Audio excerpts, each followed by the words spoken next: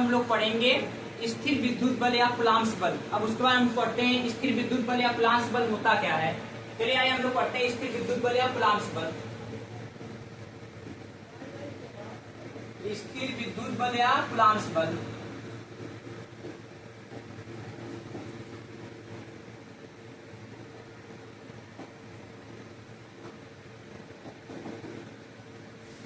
देखिए यहाँ स्थिर विद्युत बल या कूलम्ब बल जो हम पढ़ते हैं, यहाँ पे हम बल निकालते हैं। जैसे कि आवेश होता है, आवेश बार हम लोग पढ़ चुके हैं कि दो आवेश होते, दो आवेशों के मध्य क्या होता है, जैसे दो आवेशों के मध्य आकर्षण प्रतिकर्षण होता है। जैसे कि अगर प्लस प्लस है, अगर मान लीजिए दो आवेश है, एक आवेश ए है, ये दूसरा आवेश प्लस है, ए भी आवेश जो हमारा प्लस है, ये भी आवेश हमारा प्लस है। इन दोनों के बीच क्या होता है, जब ये दोनों पास में लेके आते हैं तो इन दोनों के बीच क्या होता है, प्रतिकर्षण होता है इन दोनों के बीच। अगर वही प्लस अगर माइनस रहेगा, इन दोनों को अगर पास लेके आते हैं, इन दोनों को पास जब लेके आते हैं, यहाँ पे क्या होता है, आकर्षण देखने मिलेगा हमको। इसकी रेखाएं इधर जाएंगी, इसकी रेखाएं इधर जाएंगी, हम लोग इसको पढ़ चुके हैं। और इसकी रेखाएं दूर दूर जाती हैं, यहाँ दूर दूर रेखाएं जाती है, यहाँ प्रतिकर्षण देखने मिलता है। यहाँ पे देखो प्लस और माइनस है, अपोजिट पोल के जब प्लस और माइनस है तो यहाँ पे आकर्षण। तो जैसे कि हम चुंबक देखें, चुंबक में कि ए नॉर्थ होता है, साउथ होता है, ए बी नॉर्थ होता है, साउथ होता है। अगर नॉर्थ और साउथ आपस में लेके आते तो चुंबक सट जाता है, लेकिन वही नॉर्थ और नॉर्थ लेके आते हैं पास में तो चुंबक क्या सटता, दूर भागता है ना। ये दूर जब भागता तो वहां पे क्या होता, प्रतिकर्षण। मतलब प्रतिकर्षण मतलब कि दोनों बीच प्रति आ रहा, फिर दूर भाग रहा, प्रतिकर्षण हो रहा। इन दोनों बीच नॉर्थ और साउथ के बीच क्या हो रहा, आकर्षण हो रहा, मतलब पास में आ रहे हैं। इसीलिए यहाँ पे प्लस प्लस, क्योंकि यहाँ पे अपोजिट पोल वाले क्या हो रहे हैं, प्रतिकर्षण कर रहे हैं, और सेम पोल वाले दूर भाग रहे हैं, क्योंकि अपना शकल खुद नहीं देखना चाहता कोई, और यहाँ पे दूसरे शकल देखना चाह रहा है। इसलिए यहाँ पे प्लस और प्लस है तो क्या होता, प्लस और प्लस क्या होता, प्रतिकर्षण करेगा। अगर वही माइनस माइनस लिया जाएगा तब भी सेम है, सेम है। जब सेम है तो क्या करेगा, दूर भागेगा।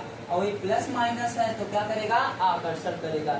जब प्लस माइनस है तो आकर्षण करेगा। अब इसी बारे हम लोग पढ़ते हैं। अब इनके बीच बल कैसे लगता है, जैसे चुंबक हमारा है नॉर्थ साउथ, इनको पास में जब लेके आते तो हमें कुछ ना कुछ बल का महसूस करते हैं, कुछ ना कुछ बल लगता है।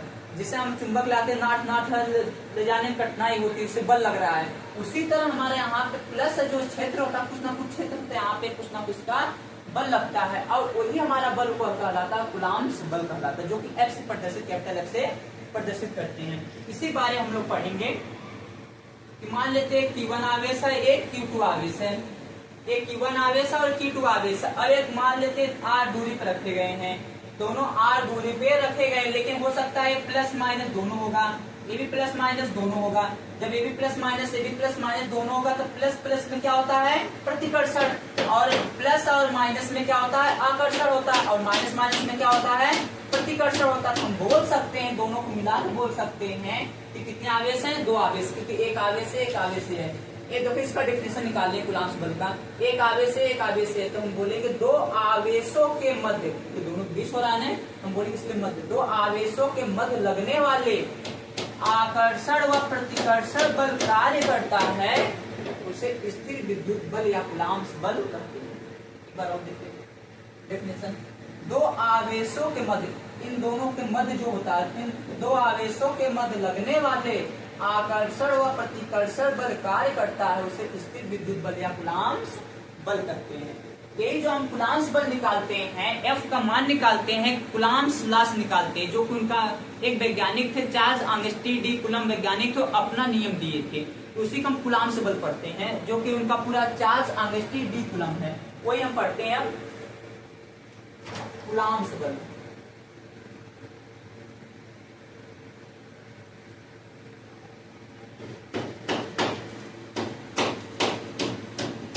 कूलम्ब का नियम, Charles Augustin de Coulomb, Charles Augustin de Coulomb उनका पूरा नाम है, तो मैं लिख देता हूँ कूलम्ब का नियम। अब बताओ यहाँ कूलम्ब का जब नियम निकालेंगे हम, यहाँ दोनों बल हम निकाल लेंगे क्योंकि इसको कैपिटल एफ से हम प्रदर्शित करते हैं, जो हमारा ये बल लग रहा है। अब यहाँ बल को हम एफ से प्रदर्शित करते हैं, इसलिए हम यहाँ पे क्या कुलाम्स बल हमारा जब लगेगा, जब भी लगेगा दो आवेशों के मध्य लगेगा। कुलाम्स का नियम जो है, एक हमारा कुलाम्स बल ही होता है, वही हम बोलते हैं दो आवेशों के मध्य लगता है। जो कुलाम्स अपना एक नियम दिए कि दो आवेश है, वो भी क्या लगाते हैं, बल लगाते, कुछ ना कुछ क्षेत्र का बल लगाते, वही अपना नियम दिए हुआ। कि मान लेते हैं Q1 है, ए Q2 है, एक r दूरी पे रखे गए हैं दोनों। अब ये Q1 Q2 r दूरी पे रखे गए हैं, ये दोनों के बीच कुछ ना कुछ तो लगेगा बल।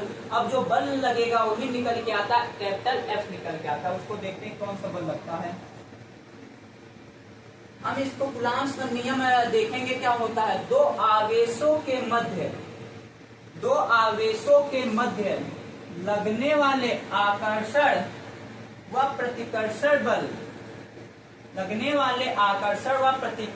बल उन दोनों आवेशों के इन दोनों आवेशों के मात्राओं के गुणनफल, इन दोनों के गुणनफल के समानुपाती तथा इनके बीच की दूरी कितना है, r, इनके बीच की दूरी के वर्ग के व्युत्क्रमानुपाती होता है।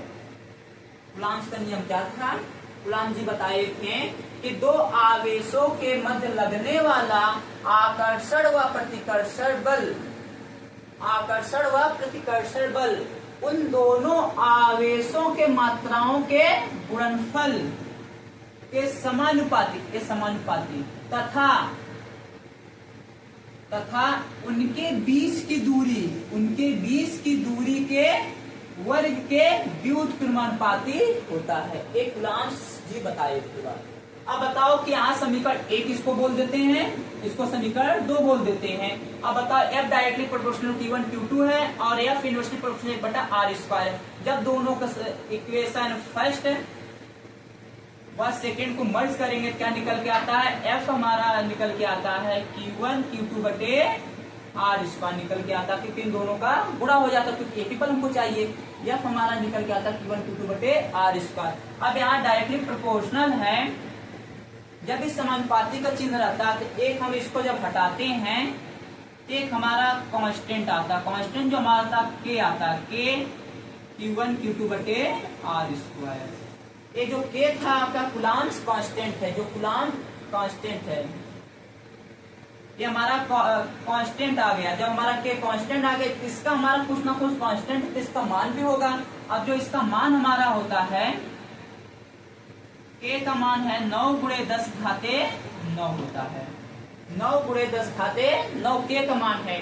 अब लेकिन हमारा एक K का फार्मूला भी आता है, K का फार्मूला क्या है, K का फार्मूला 1/4 पाई एप्सिलॉन नॉट है, जो कि एप्सिलॉन नॉट का मान अगर हम रख देंगे हमारा K का मान निकल जाता है। या K का मान हम यहाँ से, K का मान कांस्टेंट था, K का मान कितना 9 × 10 घाते 9 है। अब यहाँ K का मान अगर हम यहाँ पर रखेंगे 9 × 10 घाते 9 रखेंगे, तो यहाँ पे 4 का इसमें गुणा होगा, पाई का इसमें गुणा होगा, पाई का मतलब 3.141 या 22/7। यहाँ पे हम एप्सिलॉन नॉट निकालेंगे तो एप्सिलॉन नॉट निकल के आता है 8.854 × 10 घाते -12। एप्सिलॉन नॉट मान आता है 8.854 × 10 घाते -12 निकल के आता है। ये तो एप्सिलॉन नॉट मान हो गया और एक K का मान हो गया। ये क्या है आपकी, एप्सिलॉन नॉट क्या है, निर्वात की विद्युतशीलता है। K जो है आपका, ये जो K एप्सिलॉन नॉट है, निर्वात की विद्युतशीलता है, निर्वात की विद्युतशीलता।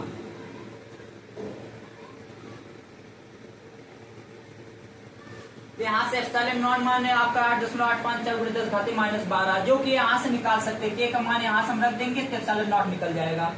अब यहाँ तक तो हमको आ गया। अब बताओ K का अगर हम रखेंगे इस फार्मूले के रूप में रखेंगे, क्या फार्मूला बनता है, F बराबर 1/4 pi epsilon not Q1 Q2 बटे R स्क्वायर होता है। यही आपका क्या है, कुलाम्स का नियम है। F हमारा कुलाम्स बल निकलता है यहाँ से।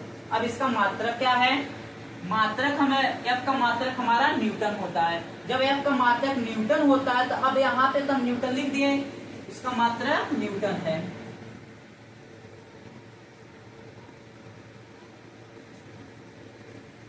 लेकिन हमारा के का मात्रक और एप्सिलॉन नॉट मात्रक क्या है उसको हम देखते हैं।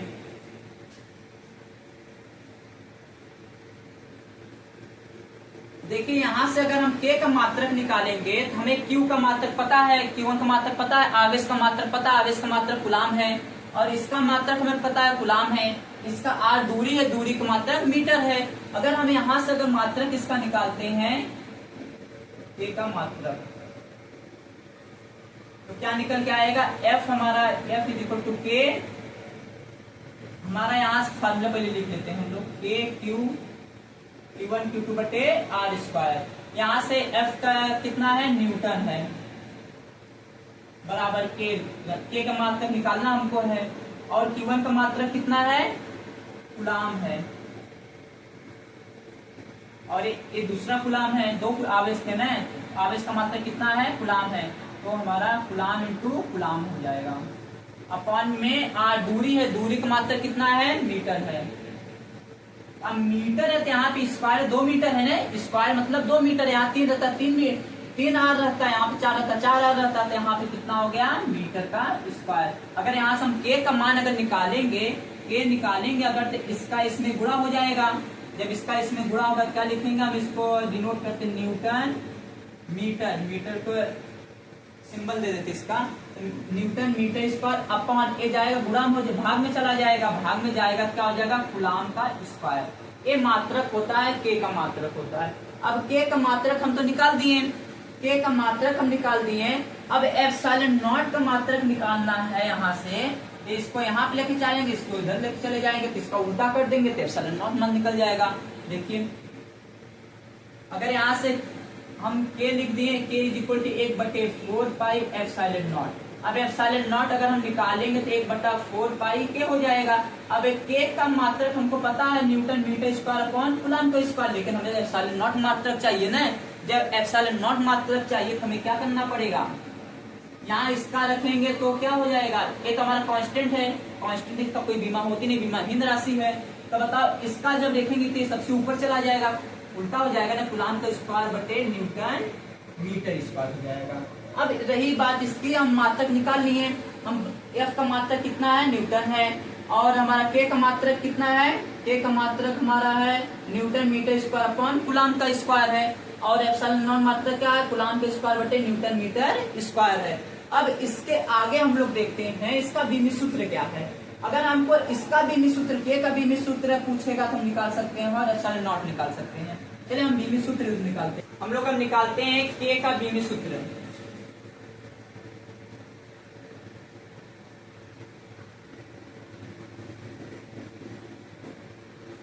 के का बीमी सूत्र है क्या, देखिए हमें फार्मूला पता, मात्रक तो पता है के का मात्रक कितना है, newton metre square upon coulomb का स्क्वायर, इससे हम निकाल सकते हैं।